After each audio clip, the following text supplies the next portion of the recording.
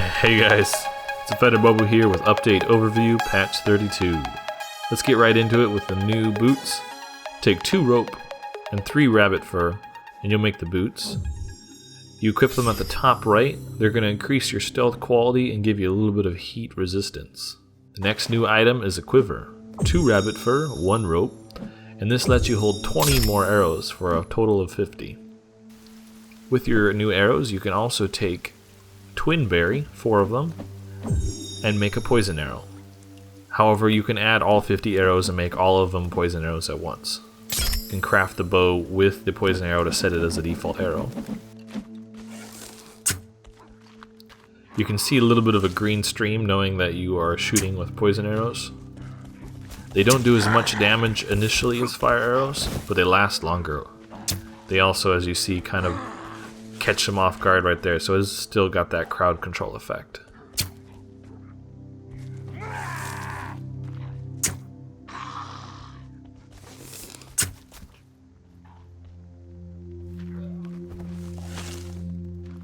Not so bad. Now before you could wrap your axes or your wood stick in cloth and create a torch at the same time as also creating a weapon.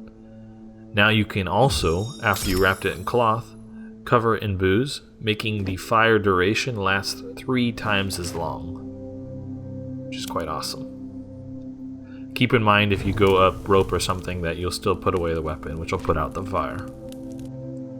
We have new door locks. The lock is one-sided. If you want to switch it to the other side, just keep on going through the custom walls rotate button. The doors themselves are also a bit more improved so they don't freak out as often on the ground. As you see, I can't go through, but I can switch the lock. On this one, I can't switch the lock because I'm on the wrong side. New planters that you can put on the wall. Super cute. Fill them up like you would a garden. Only cone flowers and aloe will come out of these planters though. And they work just like the garden.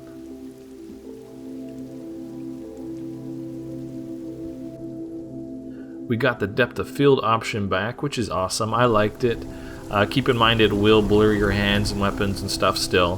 They probably removed it for that reason, but I and a few other people asked for it back, so I appreciate it. Thank you, devs. Good old DOF. Alright, and that's a lot of the major changes I could show visually. Real quick before I go listing off the rest of them, there is one other system that is quite big, but not really visual. Fire Warm Whole Home System. Basically, this new system they've added allows you to warm an entire room if it's a custom built room, and so that room itself will be that temperature, so you don't have to be on top of the fire. You could just be warming your house. It doesn't work for the pre-made ones yet. I'm assuming when they say yet that they're actually going to add that.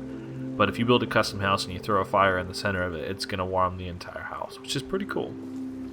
Alright, now moving on to the listed changes, starting with multiplayer. Better crouching animation on player character. Fix 2 bodies briefly visible when picking up a body as a client. Fix an issue preventing clients to join games in some cases. Fixed body drop animation not playing for clients if body was dropped by another player. Fix cases of enemies popping, sliding around when knocked down and dying as a client. Fixed glitchy animation when dropping bodies as a client. Fixed equipped items not going into loot backpack when dying. Fixed sled special effects playing continuously after first use. Fixed trees vanishing for a frame when cut down by client. Improved game UI navigation and game start scene. More natural spine rotation on player character. Now saving player's skin and clothing variation. Optimized animator and memory usage on enemies as a client. Optimized enemy material syncing. Now just moving into some general changes. Added leaf shelter destruction sound. Better stick swing animation on player. Better transition into player drinking water animation. Build defense to do task is now triggered by first enemy hit rather than first enemy sighted. Bush number 8 mid version uses proper ambient occlusion model. Clamped diagonal player movement speed slightly, so you can't move as fast going diagonal. Closing walls with E now closes the same as clicking if current position can be locked. So if you finish off with a triangle or whatever polygonal shape, you can use E as well as click, which is kind of cool. Collision added to the coral. Ghost wall with door addition now displays ghost door lock, just so you can see the orientation of the door. Improved LOD on waterfall prefabs. Improved placing structures when there was already a ceiling above, making adding staircases to custom-built multi-floor structures easier. Increased range of mouse sensitivity slider in gameplay options. It is now possible to toggle and choose orientation of procedural wall door, same as toggle window. We showed that in the beginning. Lowered position of ceiling skull lamp to better match model with in-game positioning. If you can't rotate it, just take it off of where you're looking. It doesn't really want to rotate, at least for myself, when it has a position it wants to be placed in. So you just look at nothing, rotate it, and then put it back up where you want to place it. New story pickups added to Cave 6. Now clamping size when making long procedural stairs instead of preventing to lock position. Doesn't change the max size of stairs, but makes it a lot easier to place, it says. Overlay icons, for example the shelter house icon, now check if you're above or below terrain and only show up when you're in the appropriate area. Performing a flying axe attack now correctly drains stamina instead of restoring it. Players can now run for a second even if their stamina is very low. Players now woken up after 7 to 8 hours of sleeping if starting to sleep at daytime, instead of being woken up by night falling.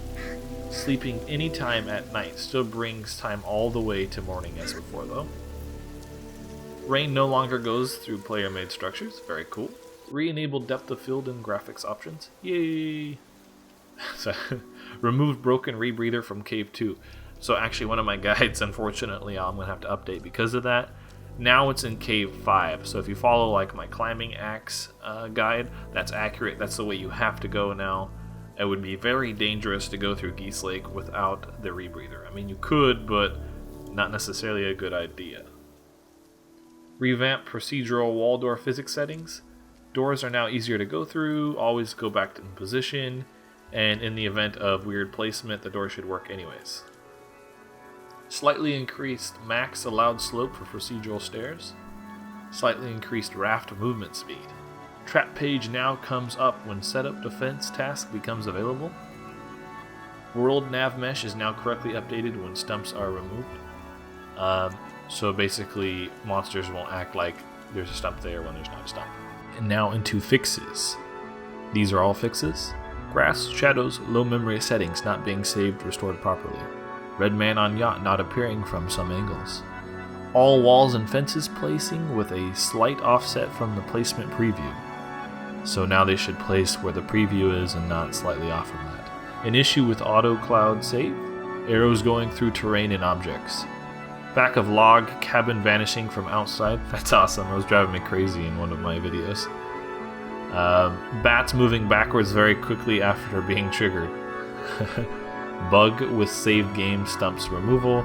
Camera glitch when standing up from a explosion knockdown. Charge swing attack animation glitches and sometimes registering multiple hits. Enemies still being attracted to fires when fires are shut down by themselves, when they destroy themselves rather than the player doing so. Issues with fish sliding/blurring when speared. Logs dropped in caves spawning above terrain.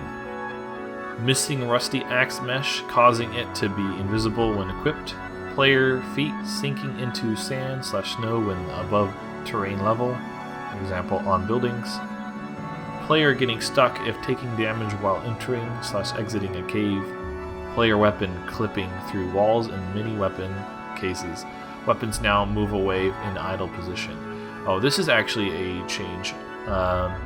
It's a new system where the weapons should move away from objects, and that way they don't look like they're going through rocks or walls as much. I mean, I'm sure you can still force it, but it won't happen as often now.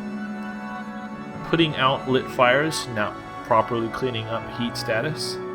Sleeping not available out of the box in really old saves. Some gaps in collision around Thinkhole where you could fall in and get stuck. some misaligned elements visible when on floor during plane opening scene, and removed soda spawn by player. And those are all of the changes in patch 32 of the Forest. If you have any questions, please feel free to drop them down below, and thank you In-Night Games for continuously and regularly updating this on schedule. Hope everybody has a great day and they enjoy this new patch. Take care, everyone.